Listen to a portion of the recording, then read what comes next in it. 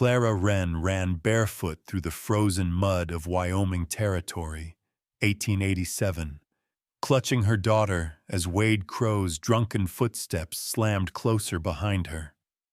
Wind tore at her dress, dust stinging her eyes while the town's lamps flickered like they were watching her fall apart. Wade's growl echoed down the alley, close enough she could feel his breath on her neck, close enough to know he meant to break her. Her knees buckled as she shielded the children, heart pounding one truth she couldn't outrun. No one is coming for us. Not this time. Before we continue, comment your city so I can see how far this story travels.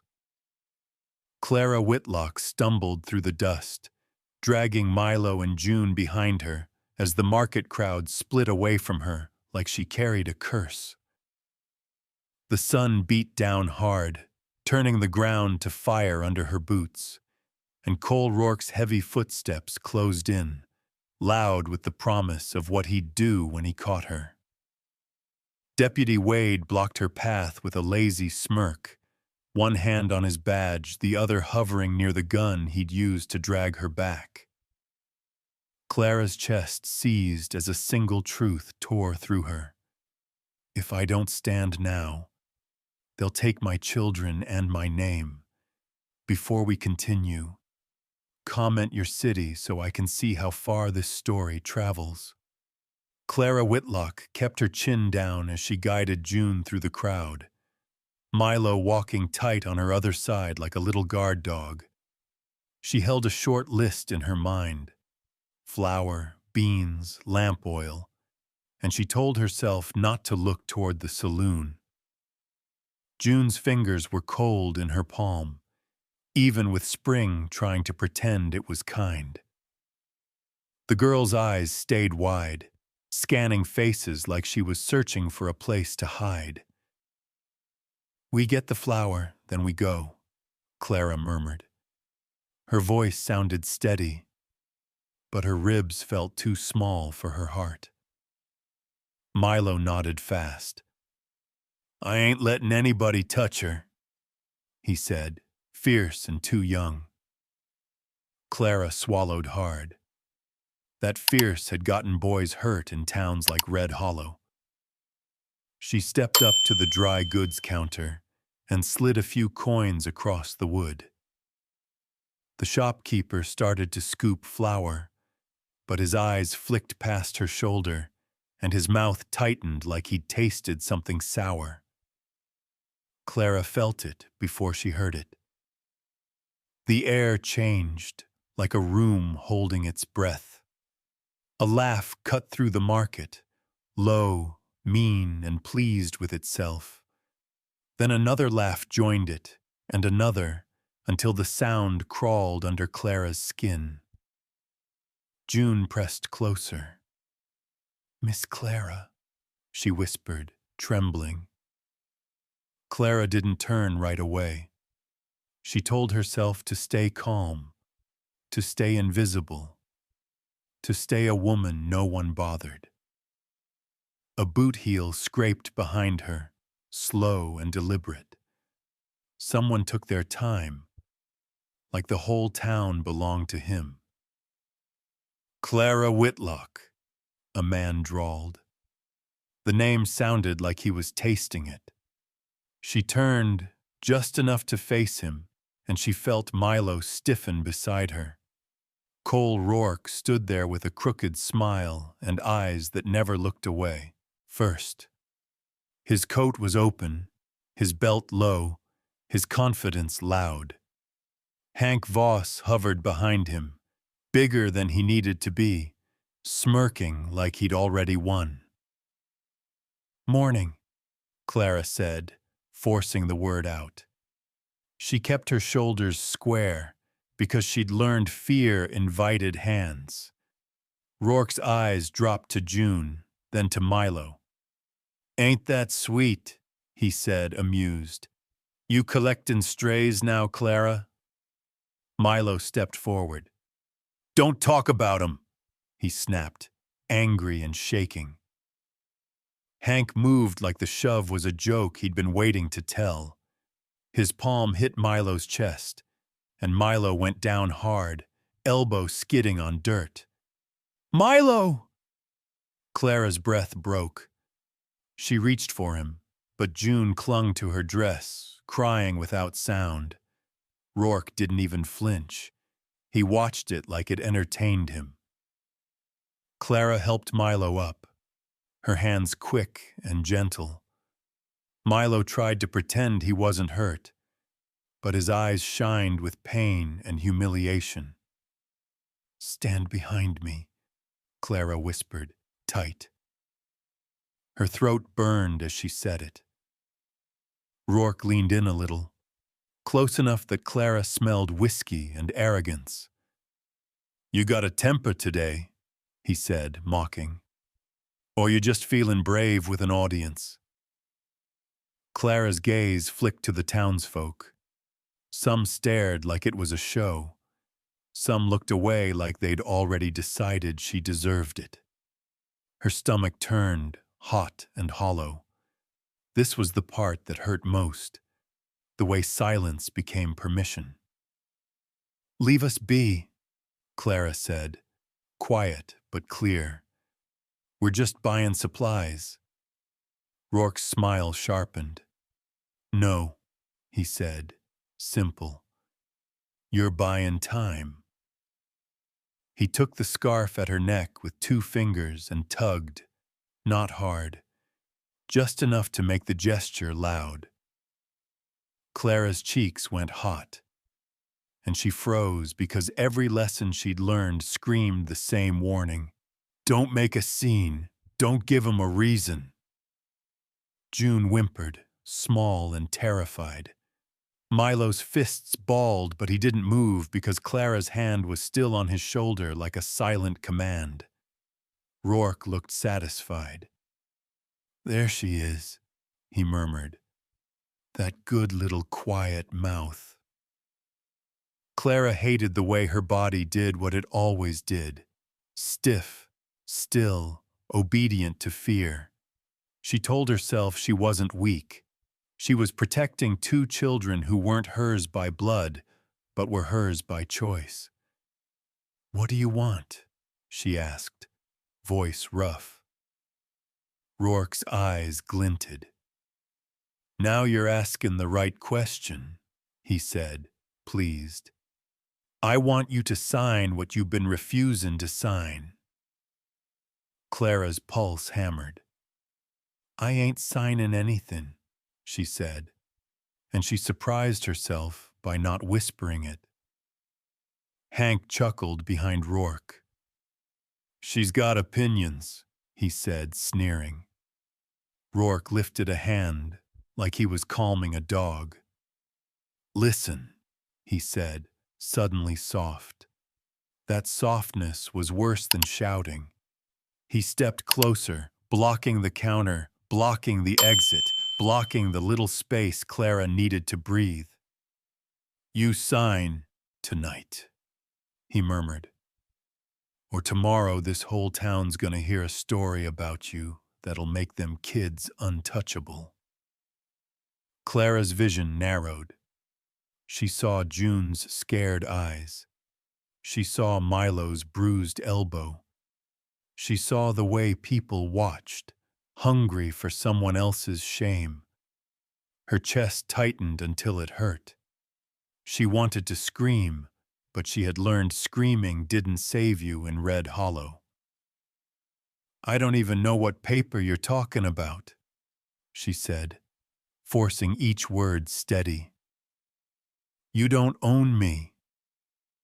Rourke's mouth twitched, entertained. "Never said I owned you," he replied, cold amusement in his tone. "Just said I could ruin what you're pretending to build." He leaned in so only she could hear. "After sundown," he whispered. "Bring your hand. Bring your signature. And don't try to hide behind the law." Clara's breath came shallow. She knew the law in this town had ears, and some of those ears belonged to men who laughed. Rourke straightened, loud again. "Enjoy your shopping," he said, cheerfully cruel. "Try not to trip over your pride." He turned away like he'd done something ordinary. Hank followed, still grinning, leaving Milo's scraped elbow and June's shaking body behind like scraps. Clara stood there with flour dust on her fingers and shame crawling up her throat. She told herself one thing over and over, because it was the only thing holding her upright. Don't fall. Not in front of them. Not with the kids watching. Clara forced her hands to keep moving, because if she stopped, the shame would swallow her whole. She reached for June's face, wiping away the silent tears with her thumb. Milo tried to stand taller, like his bones didn't hurt. Clara saw the way his jaw trembled anyway. "Look at me," she whispered, firm. "You breathe, Milo. You stay with me." A chair scraped behind them. Boots crossed the floorboards with a steady, unhurried weight, like the man wearing them had no reason to rush for anybody. The crowd shifted, and Clara felt that same breath-holding silence come back. A voice cut through it, low, calm, and sharp as a knife. "That's enough." Clara turned. He stood at the edge of the open space Rourke had made, tall and broad-shouldered, his dark hat pulled low. His eyes didn't dart around the room. They stayed on Clara first, then moved to June, then to Milo, and something in his face tightened like he'd made a decision he couldn't take back. Cole Rourke's grin returned, lazy and poisonous. "Well now," he drawled, "if it ain't Silas Monroe." Silas didn't answer right away. He stepped closer, putting his body between Clara and the men who'd been enjoying her pain. He didn't touch her yet, but he made it clear, with the set of his shoulders, that anyone reaching for her would have to go through him. Rourke's eyes glittered. "This ain't your business," he said, amused. "Go mind your cattle." Silas's voice stayed even. "A woman being shamed in public becomes everybody's business," he replied cold. "It sure becomes mine." Hank Voss snorted. "You got a hero streak, Monroe," he said, mocking. "Thought you'd grown out of that." Silas's gaze snapped to him, hard and flat. "Say one more word," he said, quiet. "Just one." Hank's smirk wavered. Then he looked away like he'd suddenly found something interesting on the floor. Clara's lungs finally pulled in a real breath, and it shook on the way back out. She hated that she needed saving. She hated even more that she did. Silas's hand went to the collar of his coat. Clara's eyes widened. "No," she breathed, reflexive, embarrassed. "You don't—" Silas didn't ask permission from the crowd. He shrugged the coat off in one smooth motion and placed it over her shoulders like it belonged there. The wool was warm from his body, heavy enough to feel like shelter. Clara's throat closed up. Her hands rose, unsure what to do, and then she gripped the lapels like she might fall without them. Silas leaned in, just enough for her to hear. "Breathe," he said, steady. "You ain't on display anymore." Clara's eyes stung. She nodded once, too afraid her voice would break. Rourke's smile thinned. "That coat cost you?" he asked, taunting. Or you handing out charity today? Silas's mouth didn't move much when he spoke. I'm handing her her dignity, he said, and I'm taking yours. The crowd made a small sound, part gasp, part hunger. Clara saw men who'd been laughing start to shift their weight, suddenly unsure whose side safety lived on. She saw women's faces tighten, like they were remembering their own moments of forced silence. Rourke took a slow step forward, like he wanted to test the space. You keep playing righteous, he said, voice silky, and you'll get somebody hurt. Silas didn't flinch. You already did, he answered, eyes flicking down to Milo's scraped elbow. You proud of that, Rourke? Rourke's eyes went colder. Boy should have kept his mouth shut, he said, dismissive. Milo bristled, but Clara's hand closed on his shoulder again, warning. Milo swallowed the anger like it tasted bad. Silas looked at Milo, and his voice softened just a shade. Stand close to her, he said, simple. You hear me? Milo nodded, fierce and grateful all at once. Yes, sir, he said, breathy. Rourke's gaze slid back to Clara, and his smile returned like a blade.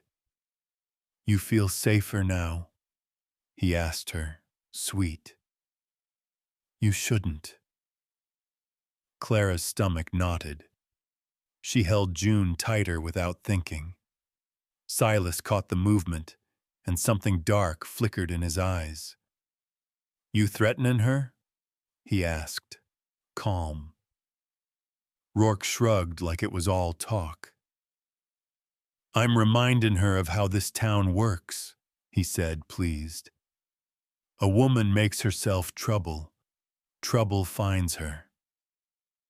A new voice cut in from the edge of the crowd, loud and official. What's going on here? Deputy Wade Larkin pushed through, his badge catching the light like it was meant to blind people into obedience. He looked right past Rourke first. His eyes landed on Clara. Clara's blood went cold. Of course it did. Wade's gaze traveled over her torn scarf, her red cheeks, the coat on her shoulders. His mouth curled like he'd already written the story. Miss Whitlock, he said, false polite. Heard you were causing a disturbance. Clara opened her mouth, but no sound came out. June hid her face against Clara's side. Milo stared at Wade with a hatred too big for a child. Silas stepped half a pace forward. She ain't causing a thing, he said, firm. She's standing here. Wade's eyes narrowed. And you are? He asked, like he didn't know. Silas didn't blink. Silas Monroe, he replied flat. And I saw what happened. Wade glanced at Rourke then, quick and private, like the two of them shared a language Clara didn't speak. Rourke's mouth twitched, almost smiling. Wade turned back and raised his voice so the whole room could hear. This town don't tolerate disorder, he said, stern. If a woman can't behave proper in public. Clara's chest tightened until it hurt. The words hit her like a familiar fist. Silas's jaw worked once. Then he spoke, and when he did, the air sharpened. Deputy, he said, cold, you gonna arrest the woman who got shamed, or the man who did it? Wade's face hardened. Watch your tone, he snapped. Silas's voice stayed quiet, but it carried. Watch your choices, he replied. Clara felt the weight of the coat on her shoulders, and for the first time since Rourke had said her name, she didn't feel naked. She felt seen. And she felt the danger tighten around them like a noose, because she could tell something else was true, too. Silas had just made himself a target. Silas didn't wait for Wade to spit out another threat. He stepped closer to Clara, keeping his voice low so it wouldn't spill into the crowd. "We're leaving," he murmured. "Now." Clara's breath stuttered. "Silas, you'll make it worse." "It's already worse," he said, calm but final. "Come on." June clung to Clara's skirt. Milo grabbed Clara's other hand like he was ready to run through fire if she asked. Silas scanned the circle of faces, some curious, some hungry, some already whispering. Rourke watched them like a man watching cattle choose the wrong gate. "You think you can walk her out of here?" Rourke said, a smug ripple in his tone. "Town's small, night's long." Silas didn't look at him. That was the worst insult of all, and Rourke felt it. His smile twitched like something ugly beneath skin. Wade stepped in front of Silas, palm lifted like he owned the ground they stood on. "You don't get to make decisions for Miss Whitlock," he insisted. "Not in my town." Silas's eyes didn't blink. "She ain't safe standing here." "She ain't safe with you either," Wade shot back. Clara flinched. Silas's jaw tightened. "I ain't the one who grabbed her scarf." "You insinuating something?" Wade hissed. Silas finally looked at him, slow, deliberate. "I ain't insinuating," he said. "I'm saying it plain." The crowd stiffened. Rourke's eyebrow lifted, amused. "Careful, Monroe. Man gets bold like that, someone might think he's looking for trouble." Silas glanced at Clara then. Quiet, steady, asking her without words if she was ready. Her pulse hammered. She could stay and let Wade take her somewhere to talk. She could stay and let Rourke follow her home. She could stay and show these children there was no one in the world who would stand for them. Or she could move. She swallowed hard. "Take us out of here," she whispered. Silas nodded once.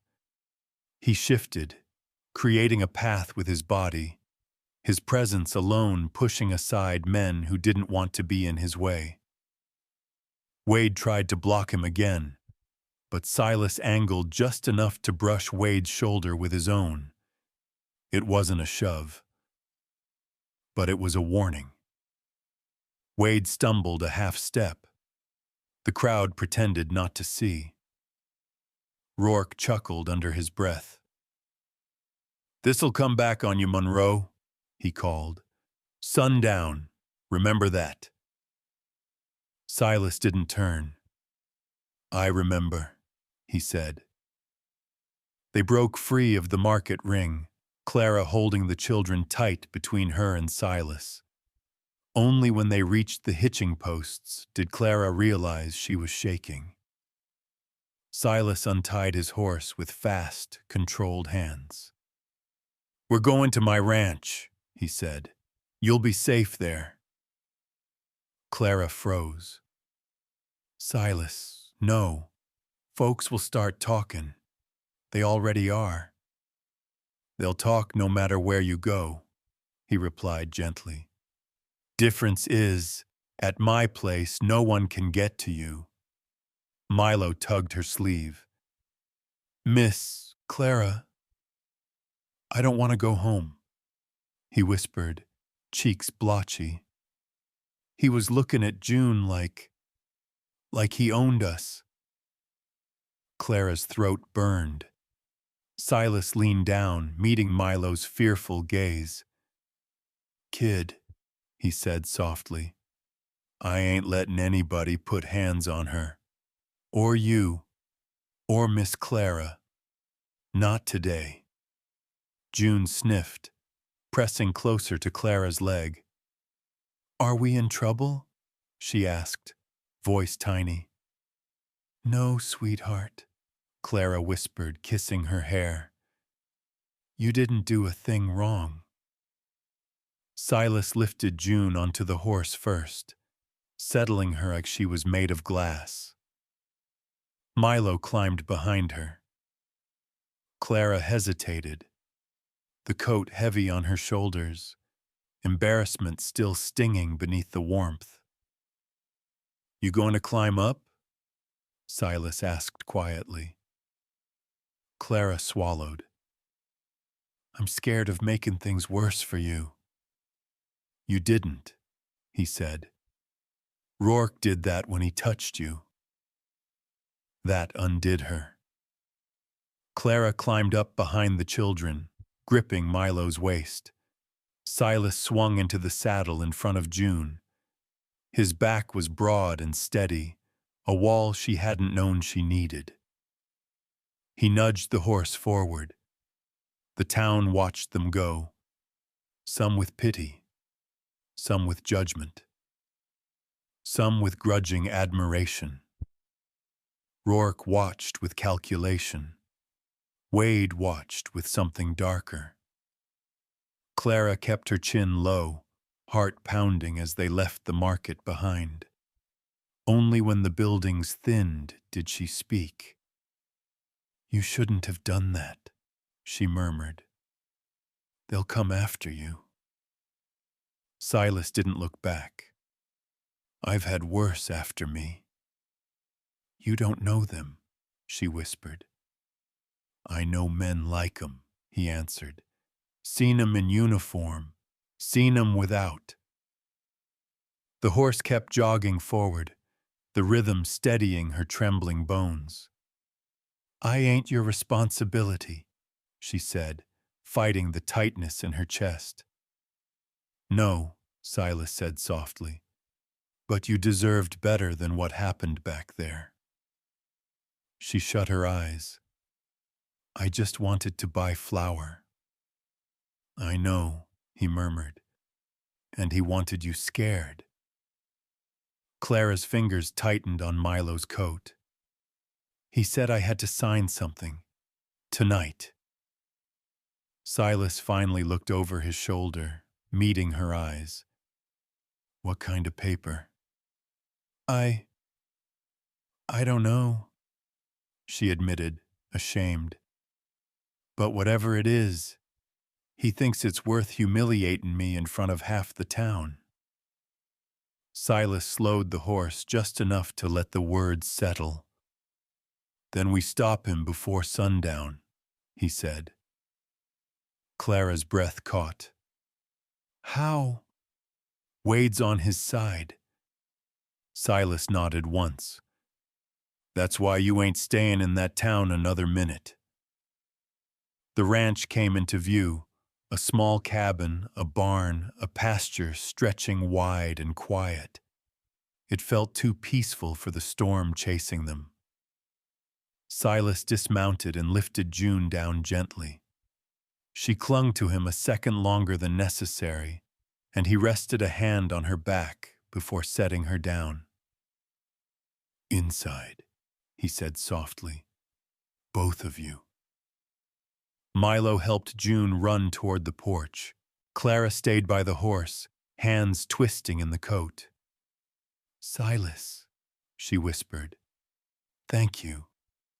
He shook his head. "Ain't gratitude I want." She stiffened.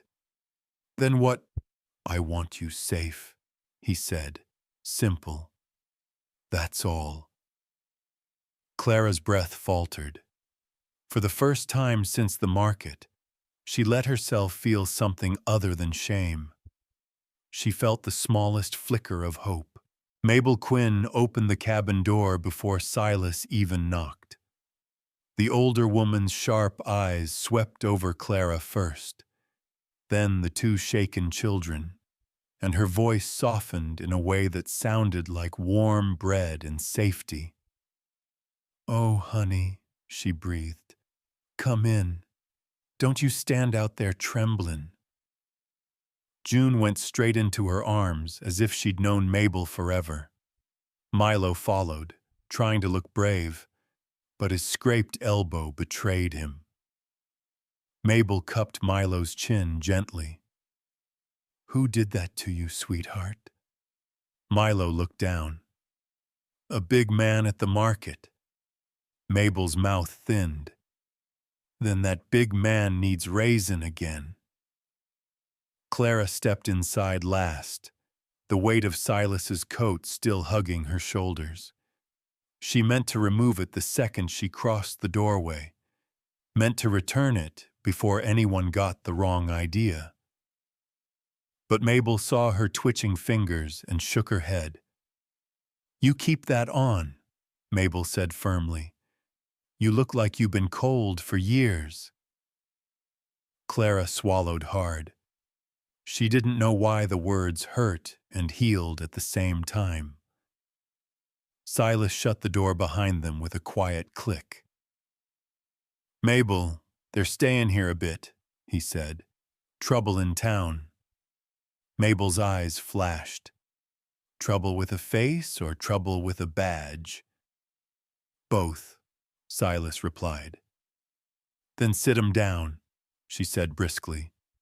"I'll get water. Ain't nobody think clear when their bones are shakin'."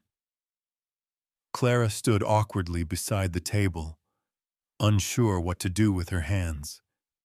The coat felt too warm now, too intimate, like a spotlight she didn't earn. Silas pulled out a chair. "Sit," he said gently. Clara hesitated. "I shouldn't be taking up your home like this." Silas looked her straight in the eyes. "You ain't taking nothin'. You're safer here than where Wade wants to take you." Clara sat slowly, June leaning against her side. Milo hovered close as if he were guarding both of them. Mabel returned with a damp cloth and knelt by Clara's chair without a second thought, like Clara was family.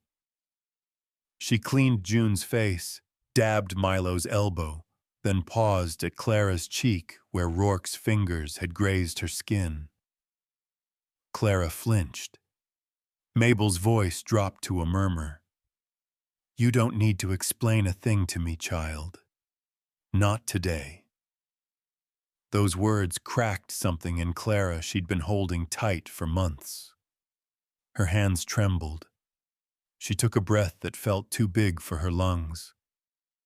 "Rourke wants me to sign something tonight," she whispered. Silas straightened. "What kind of something?" "I think," Clara swallowed. "I think it's about land, or my house, or custody of the children. I don't know, he never says it plain, just—" Her voice caught. "He said if I don't sign, he'll make sure these two ain't welcome anywhere." June pressed her face into Clara's arm. Milo's jaw clenched so tight it shook. Silas crouched in front of Clara, eyes steady on hers. He wasn't touching her, but his presence was like a hand on her back. "You ain't signin' a damn thing," he said. Clara shook her head fiercely. "Silas, you don't understand. If he tells folks I'm unfit, if he lies, I'll lose them. The law don't protect women like me." Mabel snorted. "The law don't protect women, period." Silas's expression tightened. "You have any papers showing what's yours?" Clara hesitated, and that hesitation said everything. Silas exhaled slowly. Rourke's working a longer game, he murmured. This ain't about embarrassing you. He's trying to take something bigger. Clara's hands tugged at the coat again, anxiety flaring. She tried to shrug it off her shoulders. I need to give this back, she whispered. People'll talk. They always do. Silas stopped her hand mid-motion, not grabbing, just blocking. His voice was soft, but it carried iron. You wear it, he said, until you can stand in front of him without shaking. Clara froze. The simple conviction in his voice almost undid her. Milo whispered, Miss Clara likes it. It makes her look safe. Clara blinked fast, eyes burning. Silas pushed himself up, jaw set. We're going to Sheriff Ruth. No, Clara gasped. Silas turned to her calm. She's fair. She ain't Wade. I can't face the sheriff, Clara said, chest tight. What if they believe Rourke? What if they take the kids? Silas leaned closer, voice low. Clara, this ain't just fear talking. This is a man trying to take everything you got. You can't fight nothing in the dark. But the law needs truth to work, Silas finished. And we're gonna bring it truth. Clara pressed a hand to her mouth. The idea of stepping into the sheriff's office made her bones feel hollow. Silas saw it. This ain't about law, he said, voice gentle but unyielding. This is about you not being alone. Clara looked between him, Mabel, the kids. She'd been alone so long she'd forgotten what it felt like not to be. She took a trembling breath. Okay, she whispered. We go. Mabel squeezed her shoulder. Atta girl. Silas nodded once, decisive. We ride slow. Kids stay close. We tell the sheriff everything. Clara rose from the chair, hugging the coat tighter around her. For the first time that day, she didn't feel bare. She didn't feel hunted. She felt held. Even if the world outside the cabin was about to get darker, the ride to town felt different this time. Quieter, heavier, like the road itself knew the truth Clara was about to speak out loud. She held June close in front of her saddle. Milo rode with Silas, gripping the rancher's coat like he needed something solid to hold on to. Clara had never felt so small and so desperate to stay upright at the same time.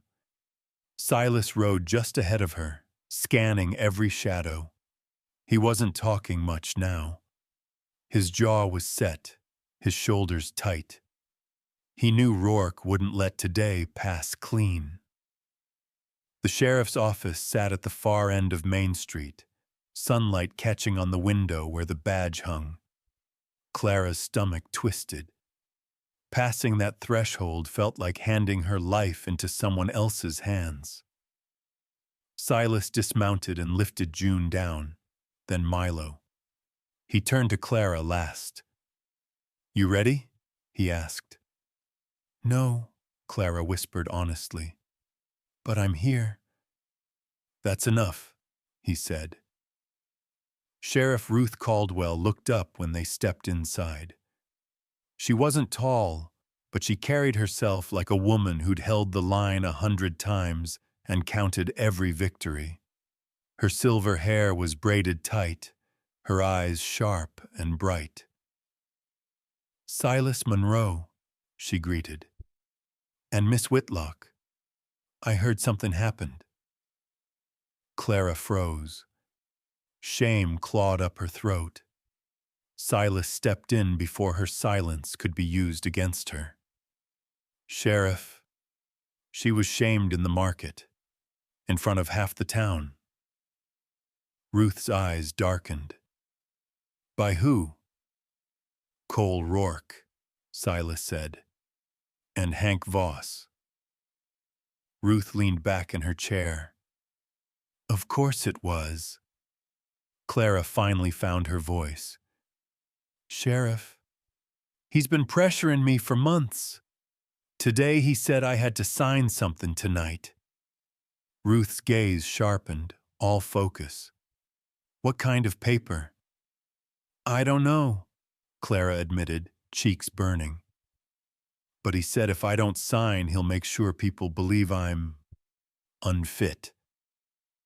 Ruth Caldwell swore under her breath.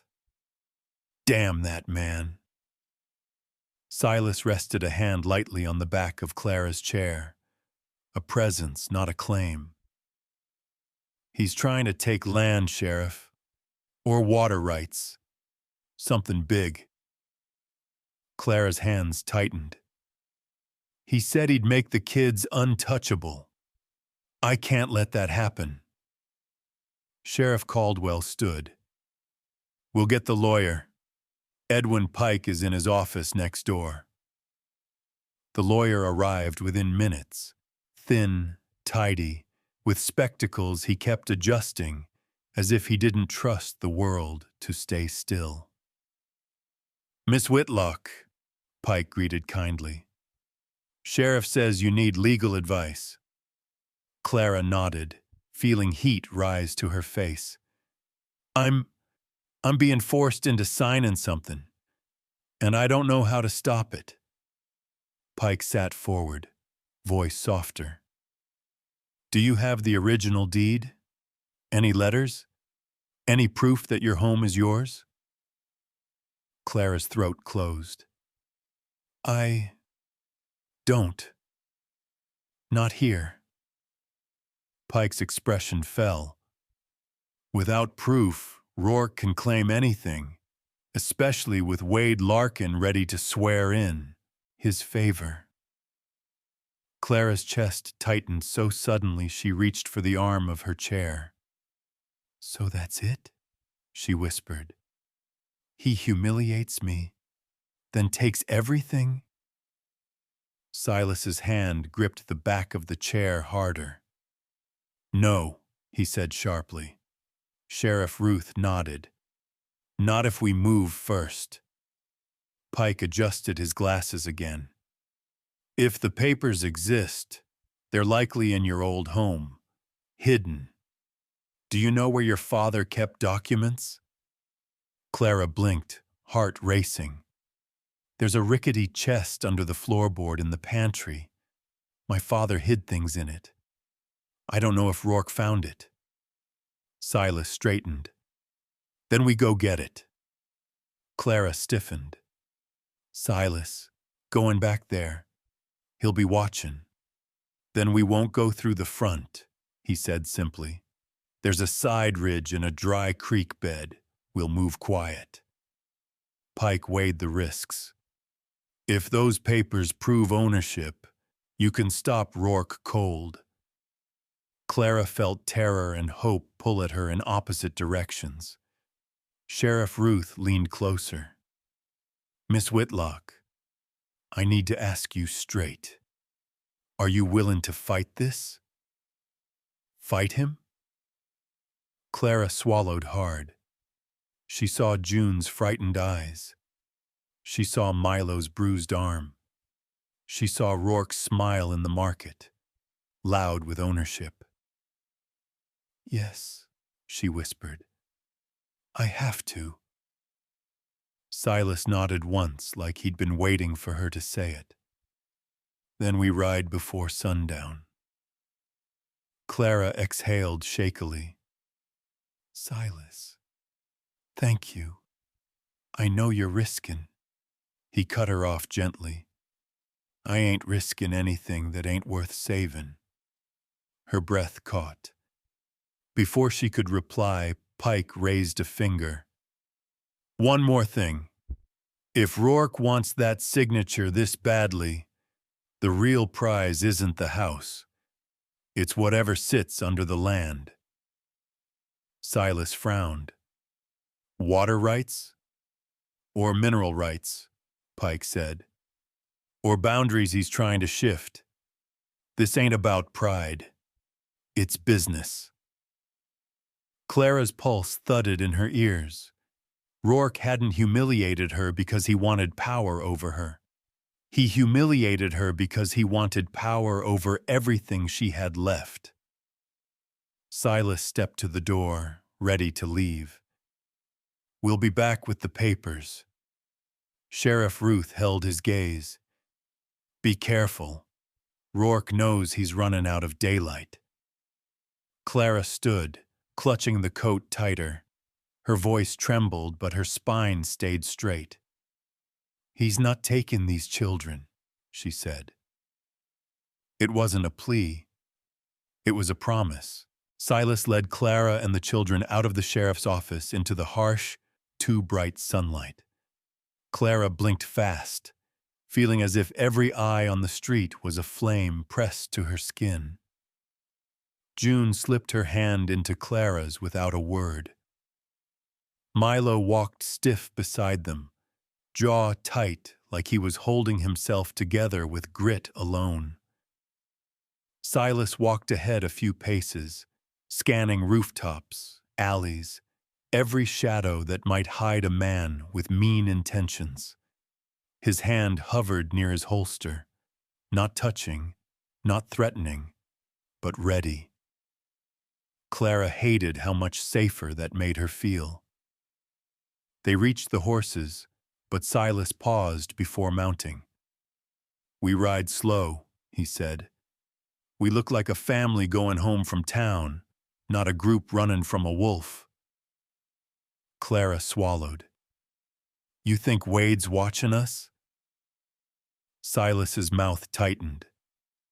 I know he is. Almost on cue, a boot scraped behind them. Deputy Wade Larkin strode out of the barber shop, brushing off his shirt like he had all the time in the world. His eyes landed on Clara first, then slid to Silas with a smugness that twisted Clara's stomach. Well now, Wade drawled. Sheriff let you off with a warning? Or she too busy babysitting drunk ranch hands to notice you stirring up trouble? Clara flinched. She hated that her body reacted before her mind.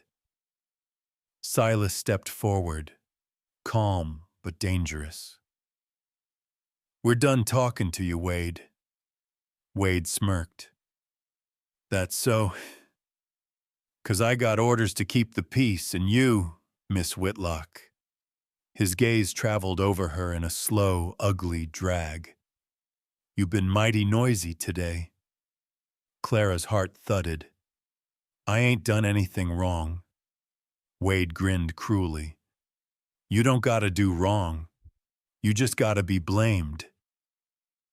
June pressed into Clara's side. Milo took a step in front of her, fists balled. Silas's voice dropped to a deadly calm.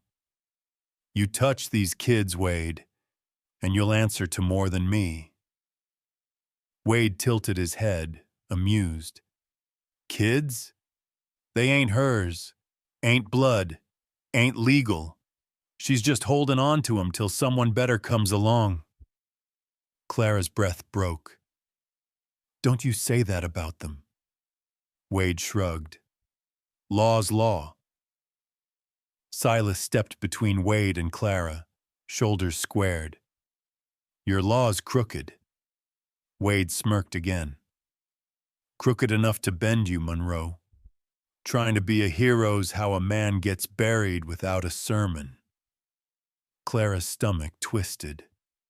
Silas did not look away. Hero or not, I don't back down from bullies. Wade's expression darkened. You keep standing with her, and Rourke's gonna make you pay for both. Clara felt the words slice through her. Silas, she whispered, maybe we should— No, he said, tone sharp but not unkind. Fear's what they're countin' on. Wade leaned in, voice low and venom-laced. You folks headin' home? Or somewhere less respectable? June's breath hitched. Milo looked ready to swing at the deputy's knees. Silas didn't give Wade the satisfaction of a reaction. We're leaving. Get out of the way. Wade didn't move. Not until Silas's hand brushed his coat aside, letting Wade see the grip of the revolver at his hip. Not threatening, just truth. Wade stepped back with a smirk. See you 'fore sundown, he said. All three of you. Clara's blood ran cold. Silas lifted June onto the horse, waited for Milo to climb up behind her, then helped Clara mount behind him. When he settled into the saddle in front of her, Clara felt the tremor still shaking her ribs. Silas glanced over his shoulder. You hold on, he murmured. She did. They left town at a slow trot, like Silas said, trying not to draw eyes. Clara's hands tightened on the children, and her chin rested near Silas's shoulder, because that was the only way she could keep herself steady. When the last building faded behind them, Clara whispered, Silas, you could have been arrested. Maybe, he said. Maybe not. What if Wade tries again?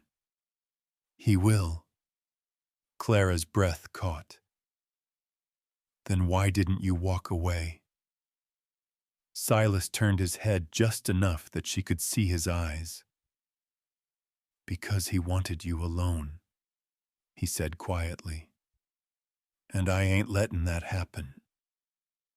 Clara stared at the back of his neck, fighting the ache in her chest.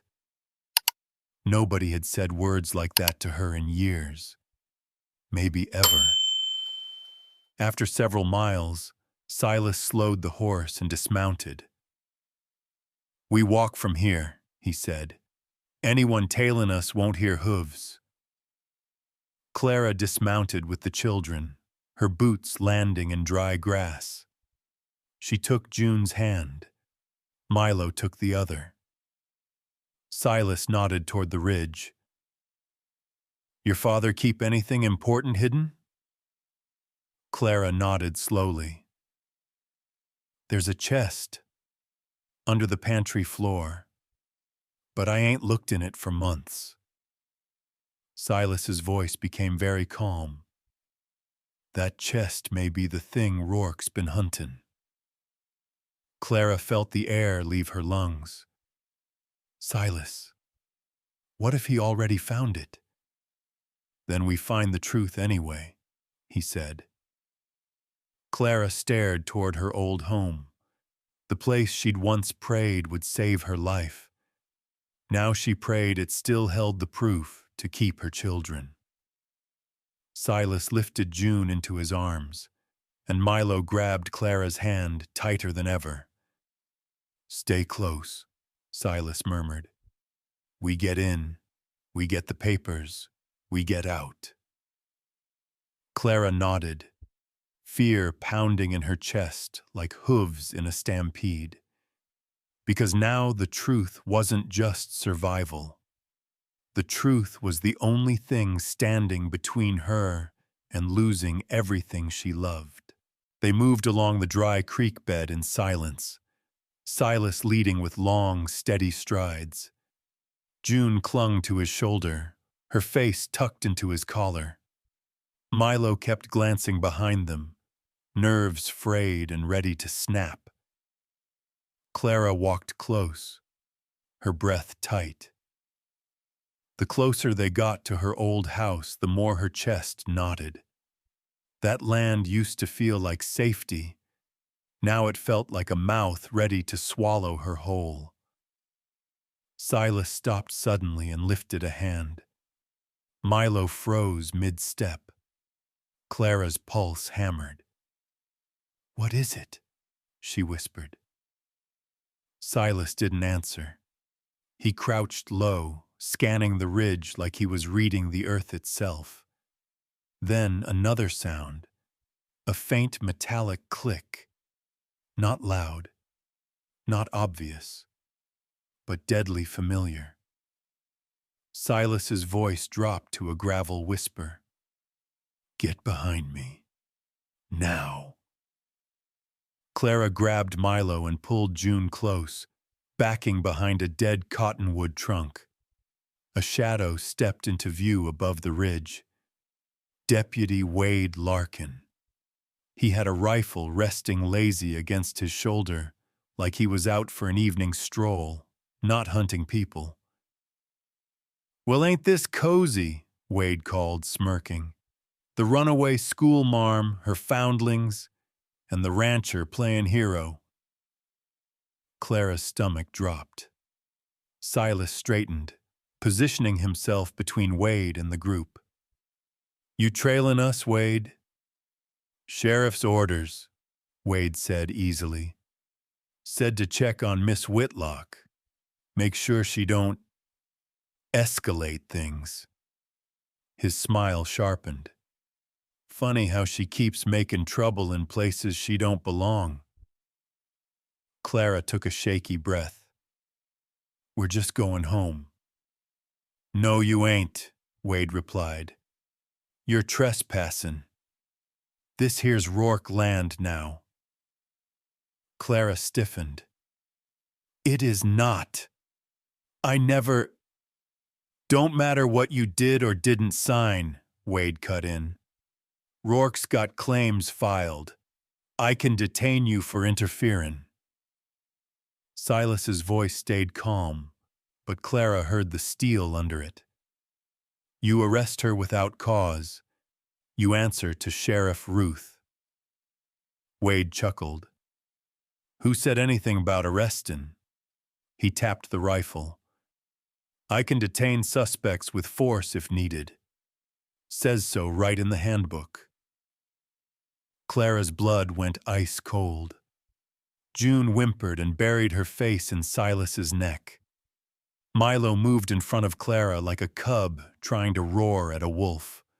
Silas raised a hand slightly. "Don't move, don't provoke." "You aim that rifle at these kids," Silas said low, "and you'll regret breathing." Wade's grin turned mean. "I ain't gotta aim at them. Just gotta aim near 'em. Make a little fear. Make the lady cooperate." Clara's knees buckled. She clutched Milo's shoulder. Wade took one slow step closer. "Miss Whitlock," he said, voice syrup slick. "You're coming with me. Now." Silas shifted forward. Wade pointed the rifle at Silas's chest. Not fully, but angled enough to send a message. Wade warned. "You take another step, Monroe, and I'll swear you threatened me with a gun. Folks'll back me up. Folks always do." Clara shook her head fiercely. "Silas, don't—" Wade's smirk deepened. "See? She knows the rules. Smart woman." Silas's nostrils flared. Clara could feel the anger rolling off him, hot and controlled, like a storm barely held back. Wade lowered his voice, oily and smug. "You hand her over peaceful-like, and maybe I don't tell Rourke you been hiding her." Clara couldn't breathe. Silas lifted his chin. "No deal." Wade's smile curdled. "You're making this harder than it needs to be." Silas's eyes flicked, not to Wade, but to the ground behind him. It wasn't a glance. It was a message. "Clara, run." Wade turned just slightly to see what Silas had spotted, and Silas moved, not toward Wade, but sideways, fast, drawing attention with a swift crunch of gravel under his boot. Wade whipped the rifle toward him with a curse. "Don't you—" Silas held both hands out, palms open. "Easy," he said loudly. "Let's talk this out, Wade." The noise, the sudden shift, it was distraction. Clara understood in an instant. This was her moment. If she didn't run now, she'd be in Wade's hands in seconds. She grabbed Milo's arm. "Go!" she hissed. "Take June!" Milo didn't hesitate. He pulled June behind the cottonwood trunk, darting toward the deeper brush. Clara followed. But one glimpse back told her the truth. Silas wasn't buying time for all of them. He was buying time for her. Wade advanced, rifle aimed fully now, fury flashing across his face. "You think I don't see what you're doing? You think I'm stupid?" Silas kept his voice level. "I think you should put the gun down before you do something you can't undo." "I want to undo it," Wade snapped. "Rourke said bring her or break her." Clara's heart crashed against her ribs. Silas didn't look at her, but his voice carried back. "Run, Clara." Clara felt her whole body split in two. Part of her wanted to freeze, to protect him, to protect the kids, to stay and plead. But the bigger part, the mother part, the part built from fear and bruised dignity, knew the truth. If she didn't get those papers, all three of them were doomed tonight. Clara bit down on panic and turned. She ran. Branches whipped her arms. Sand tore under her boots. She heard Wade bellow behind her, heard Silas shift again, loud enough to draw fire away. Milo's voice cut through the chaos. "Miss Clara, this way!" Clara chased the sound, chest burning, every breath a prayer and a promise. She didn't know if Silas would get out, but she knew this. If she didn't reach that old house, if she didn't get those papers, she'd lose everything he was bleeding time to protect. Clara reached the back edge of her old homestead, with lungs on fire and knees trembling. Milo and June huddled behind a fallen fence rail, both panting, both terrified. Clara dropped beside them, chest heaving. "You two hurt?"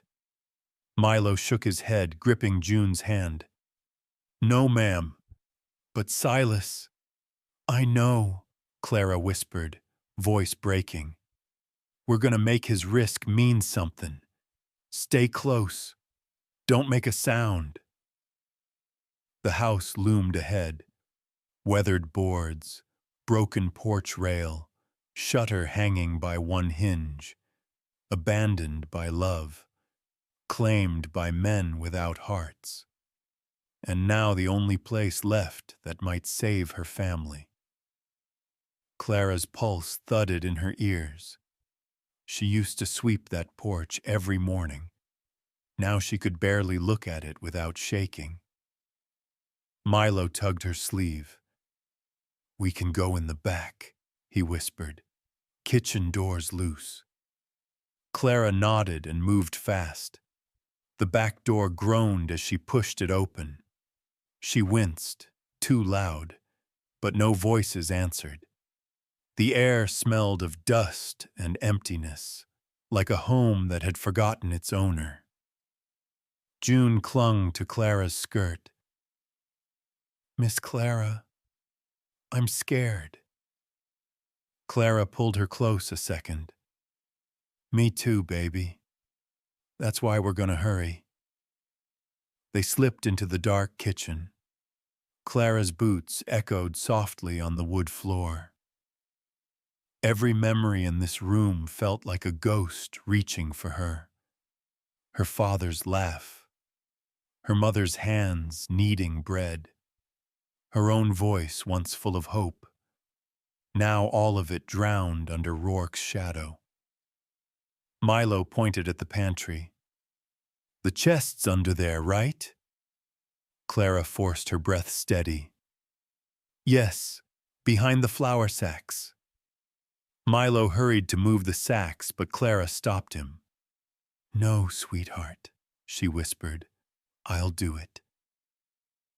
If Rourke had been here, he would have disturbed the bags, but they looked untouched. Clara's fingers trembled as she found the floorboard she remembered. A thin strip of wood her father loosened himself decades ago. She wedged her nails under the edge, lifted it, and a hollow thunk echoed. June gasped quietly. You found it. I hope so, Clara breathed. She reached down into the hollow and felt cool metal, the latch. Clara pulled up the small iron-bound chest and set it on the pantry floor. Dust puffed out like the house exhaled with her. She opened it.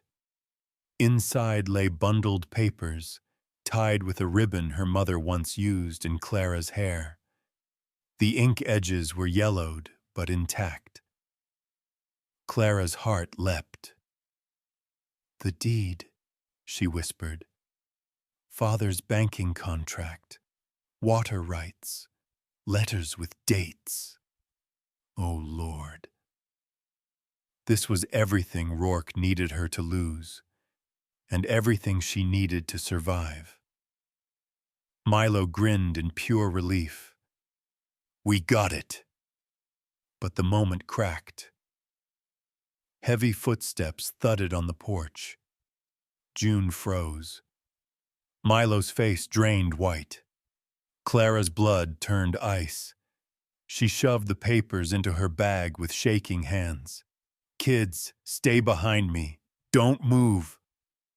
The footsteps were deliberate, slow, confident. Hank Voss's voice growled from the doorway.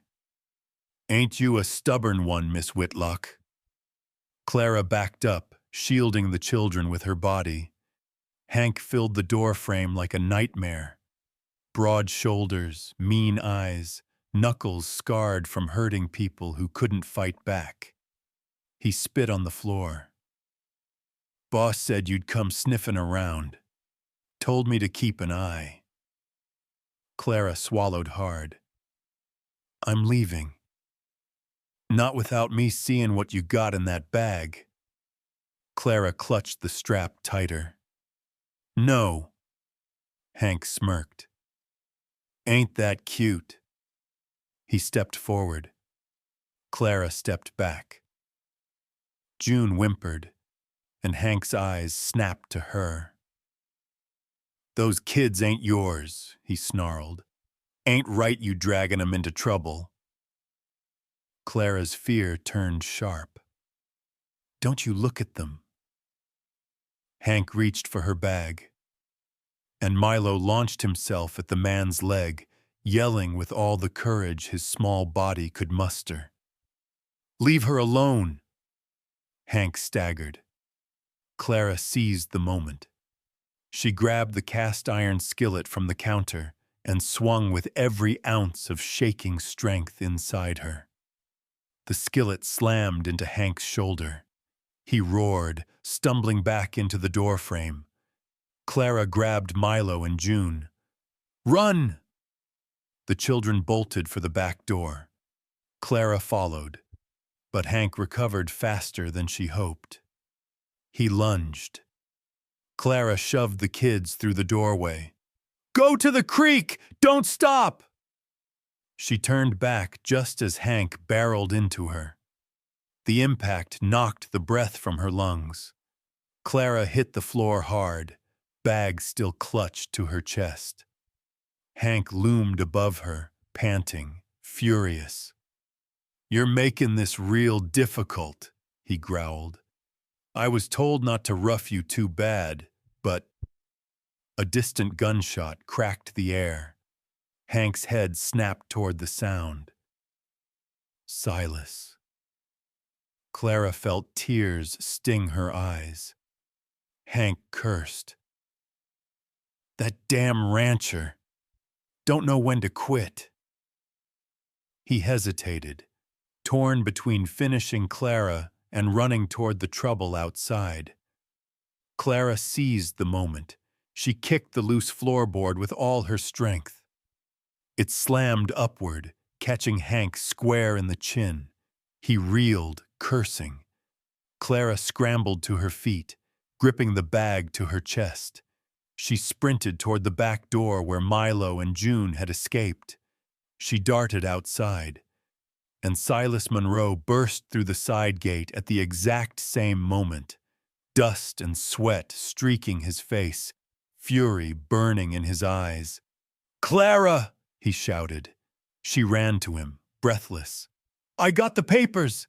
He grabbed her arm, pulling her behind him just as Hank crashed through the doorway. Silas drew his gun so fast the motion blurred. "Don't take another step!" Hank froze, chest heaving. Silas's voice was low and lethal. "This ends now." Clara clutched the children and the bag of papers, heart pounding with equal parts terror and victory. This wasn't over. But for the first time since the market, she wasn't running alone. Silas didn't lower the gun until Hank backed away, hands raised, breathing like a wounded bull. Clara kept Milo and June pressed against her skirts, her fingers trembling around the bag of papers. Hank spat blood onto the dirt. "This ain't over, Monroe. Rourke'll have your hide for this." Silas stepped forward, gun steady. "You tell Rourke he can come himself." Hank growled but retreated down the path, one hand on his jaw, the other balled into a promise of violence. When he disappeared behind the ridge, Silas turned instantly to Clara. "You hurt?" he asked, voice rough with worry. No, Clara whispered. "Kids?" "We're fine," Milo said, though his voice shook. He was trying so hard to be brave. June nodded and buried her face in Clara's side. Silas exhaled slowly, relief flickering across his features. "Then let's move. They'll call reinforcements." They hurried along the back trail toward the ranch, keeping low, moving fast. Clara clutched the bag with the papers like it was her own heartbeat. When they finally reached the ranch fence line, Silas helped the children over, then offered Clara his hand. She took it without thinking, her pulse still racing.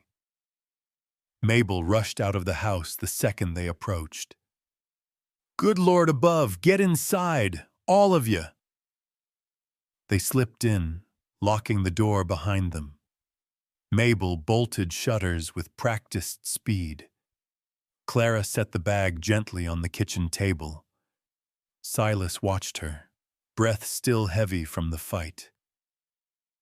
"Let's see what you found." Clara untied the ribbon with shaking fingers. She spread the documents out. Deed papers, boundary maps, water rights, her father's letters, banking records.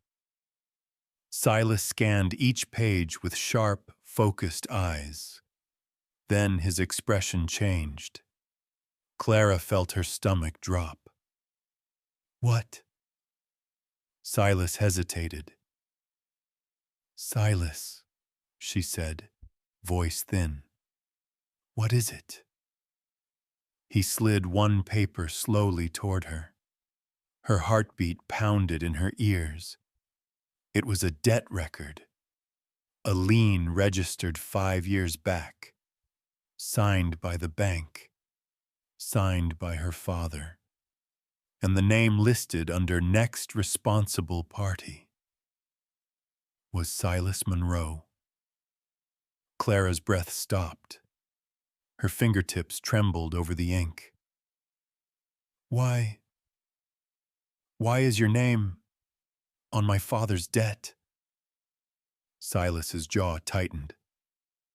Clara, it ain't what you think. Her vision wavered. Did you buy our debt? Did you take our home before Rourke could? No, Silas said immediately, stepping closer. No, Clara, listen. She stepped back, hard. The children flinched at the movement, but Clara couldn't stop herself.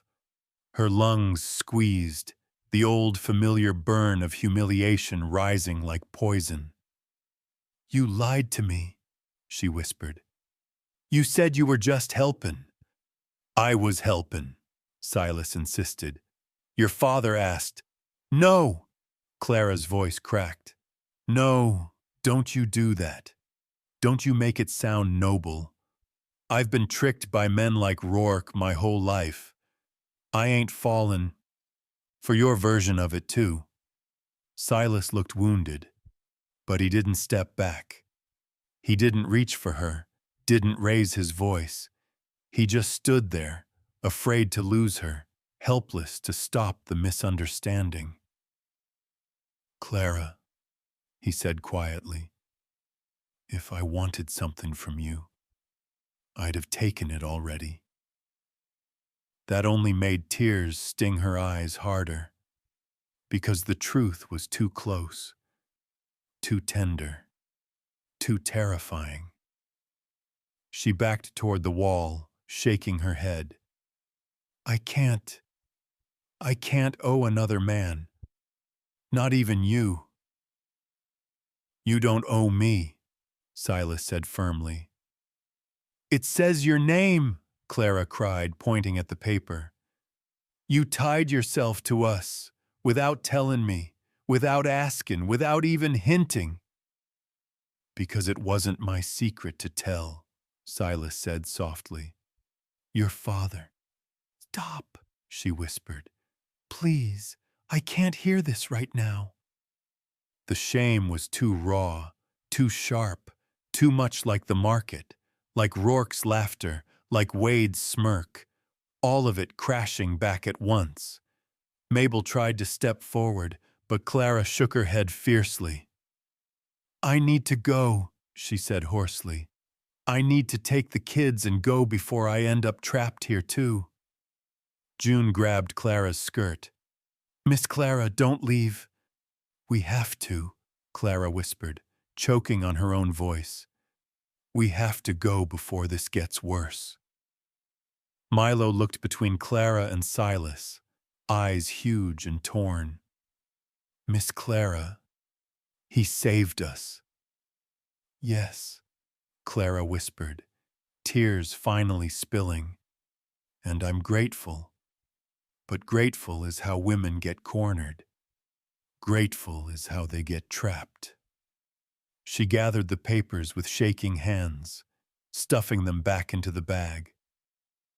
Silas's voice broke as he said, Clara, don't walk out because of a misunderstanding. Ask me anything. Let me explain. But Clara couldn't. She was drowning in old wounds disguised as new ones.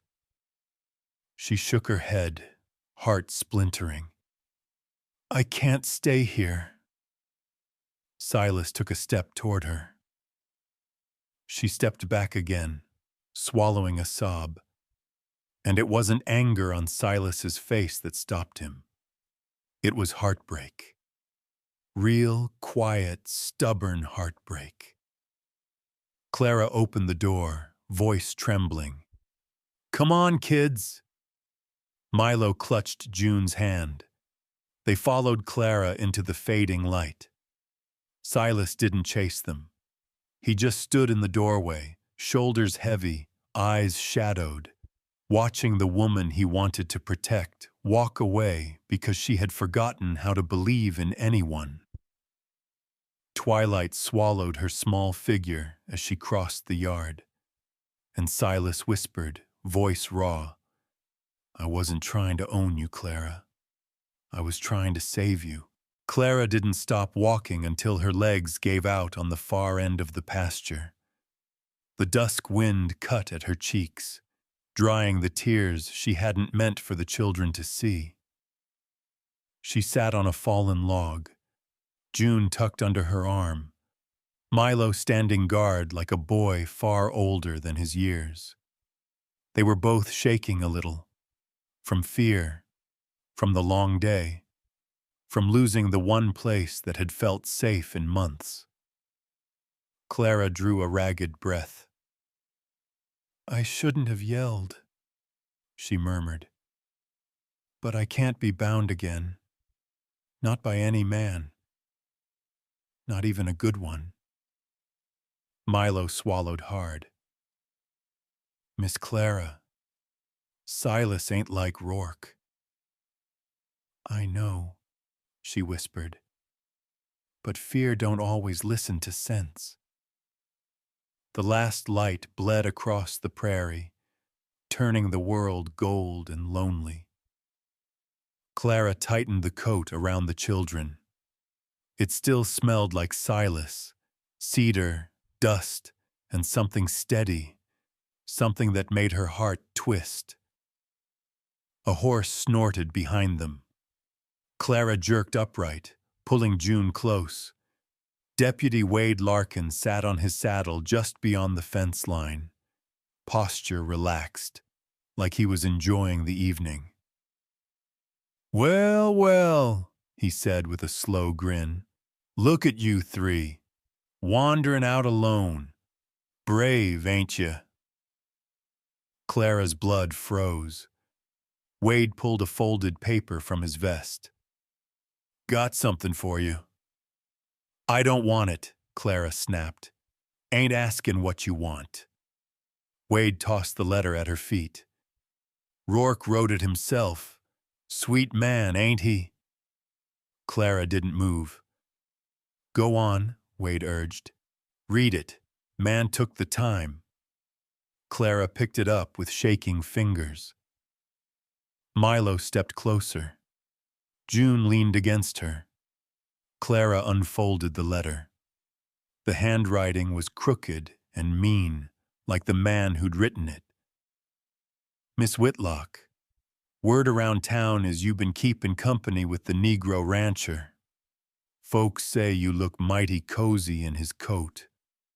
Wouldn't take much to spread a little story about what you been doing in his house. Folks'll talk. Sheriff can't ignore talk. Sign the papers tonight, and I'll forget the rumors. Refuse, and I'll let the whole town decide what kind of woman takes in strays and lays with men to pay her debts." Clara's breath shattered. Wade chuckled. "Hard truth, ain't it? But don't fret. Rourke's offer still stands."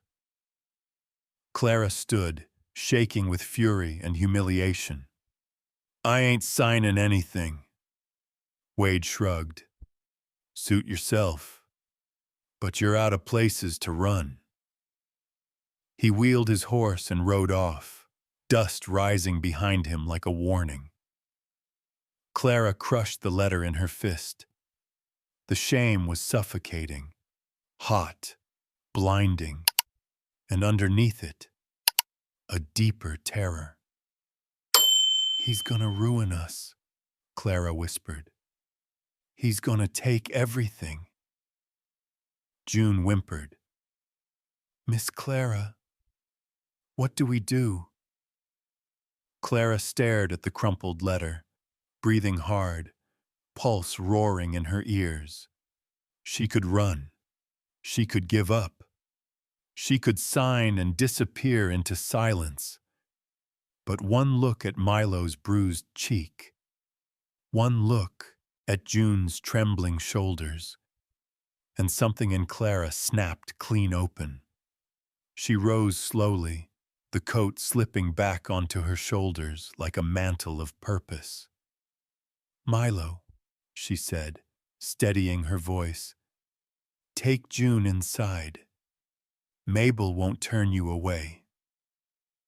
Milo hesitated. "What about you?" Clara lifted her chin. "I'm going back." June's eyes widened. "To Silas?"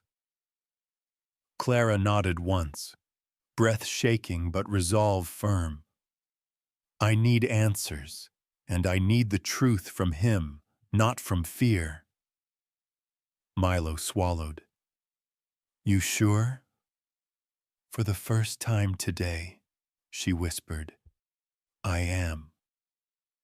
She crushed the letter tight in her hand. "I won't let Rourke decide who I am," Clara said. "Not anymore."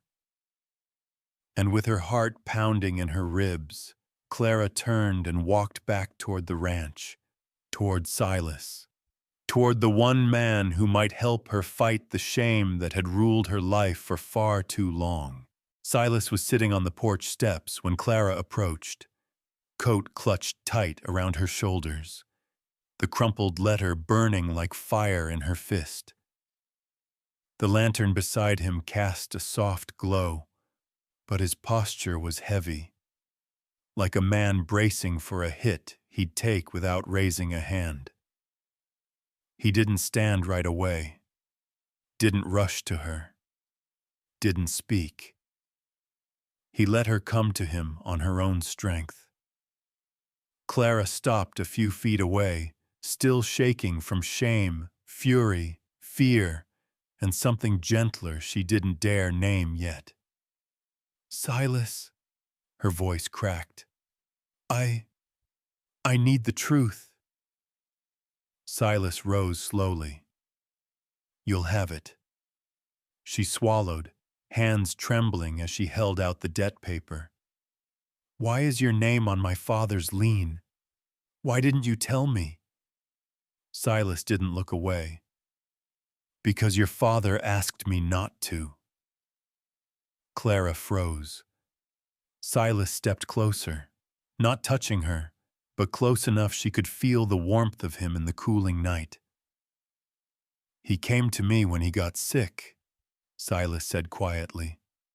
"Said he didn't want the land grabbed by men sniffing around for water rights. Asked me to pay the remainder so the deed wouldn't get snatched at auction." Clara blinked fast. "But why you?" "Because I owed him," Silas said.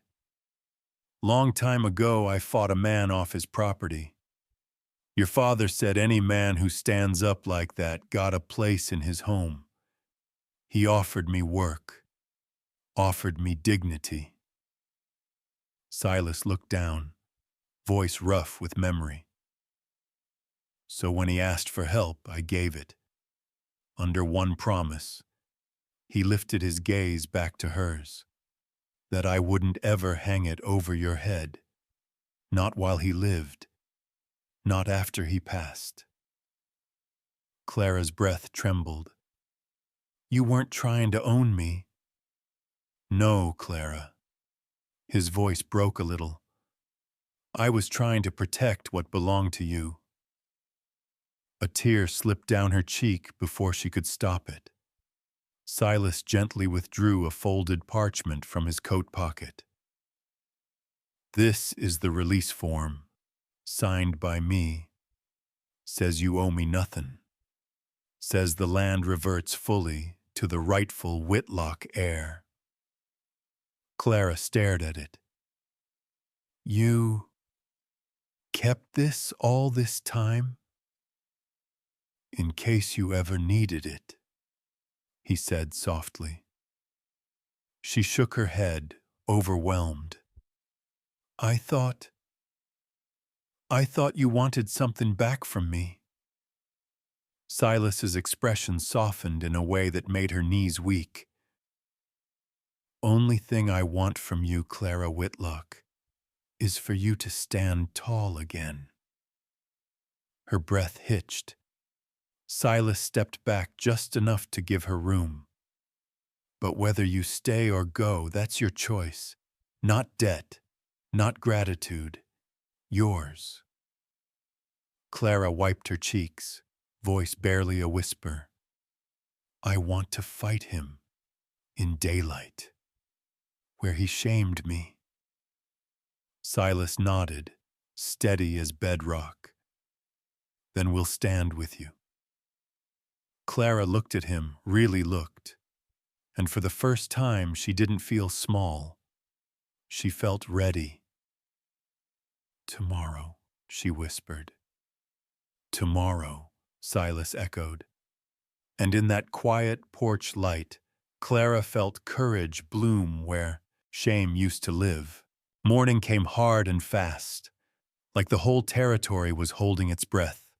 Clara stood at the edge of the marketplace, the same packed circle of dust where Rourke had shamed her yesterday.